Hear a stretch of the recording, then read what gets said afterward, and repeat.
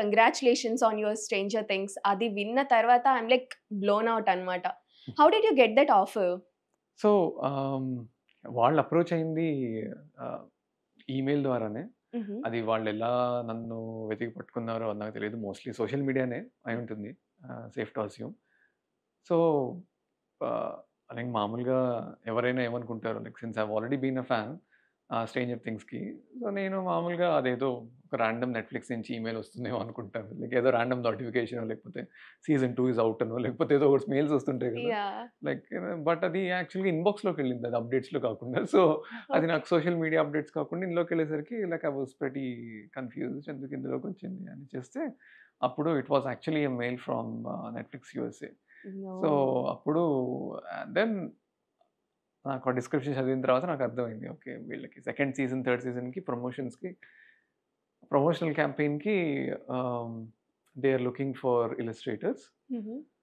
And so వాళ్ళ exact concept నాకు అప్పట్లో నాకు తెలియదు కానివ్వండి, but there were only few artist ఒక్కొక్క కంట్రీ నుంచి ఒక్కొక్కళ్ళని తీసుకుంటున్నారు అని నాకు అర్థమైంది ఆ జస్ట్లో. సో నా వర్క్ వాళ్ళకి ఆ పర్టిక్యులర్ అసైన్మెంట్కి వాళ్ళ సెర్చ్కి నాకు సెట్ అయిందని వాళ్ళకి అనిపించి నన్ను అప్రోచ్ అయ్యారు. So they must be some luck factor as well. So వాళ్ళ అప్రోచ్ అయ్యేసరికి then it started the talk and ఏం చేయాలి ఎలా చేయాలి అక్కడి నుంచి స్టార్ట్ అయింది. Whom did you talk with? Like ఎవరితో మాట్లాడారు? వాళ్ళ ప్రొడక్షన్ టీమ్, వాళ్ళ production design team, creative art directors and all. Oh my god, you worked with Duffer Brothers. Not Duffer Brothers, but the art direction team. Art direction team. And Anyways, it's their part. So yeah, their part, extremely privileged and one of the smoothest experiences I've had. So what's the first work? Me first work వాళ్ళకి ఏది చూపించారు? నేనేం చూపించలే, వాళ్ళు చూసి వచ్చారు already. So వాళ్ళు ఇది కావాలి అని అంటే మీరు పంపించి ఉంటారు కదా, so what was that?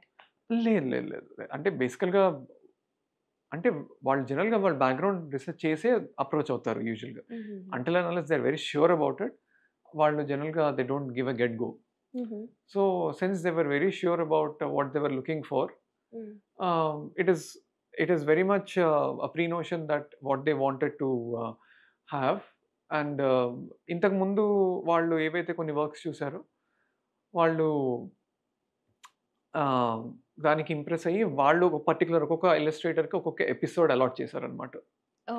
So వాళ్ళు ఏదైతే ఎపిసోడ్ అనుకున్నారో ఆ ఎపిసోడ్కి ఉన్న స్టైల్ నా స్టైల్కి అప్లికబుల్గా ఉండొచ్చు అని వాళ్ళు అనుకుని నా వర్క్ ఆల్రెడీ తెలుసు కాబట్టి and they had their requirements very set.